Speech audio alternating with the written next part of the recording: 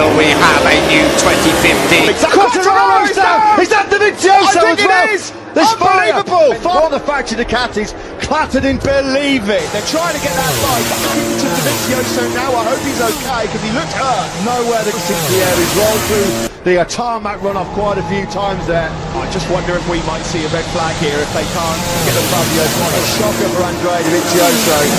Marc Marquez now has Damn the back straight into Brooklands from Rossi and Rings with Vinales then following Morbidelli. clattered into Quartararo's Yamaha. He's on the stretcher.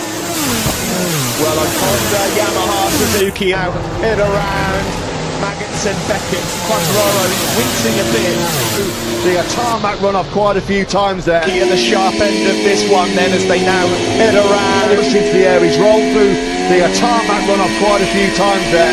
I just wonder if we might see a red flag here if they can't Give a Fabio Quartararo. A shocker for Andrea Dovizioso. Marc Marquez now has Damn the back straight into Brooklands from Rossi and Rings with Vinales then following Morbidelli. clattered into Quartararo's Yamaha. He's on the stretcher.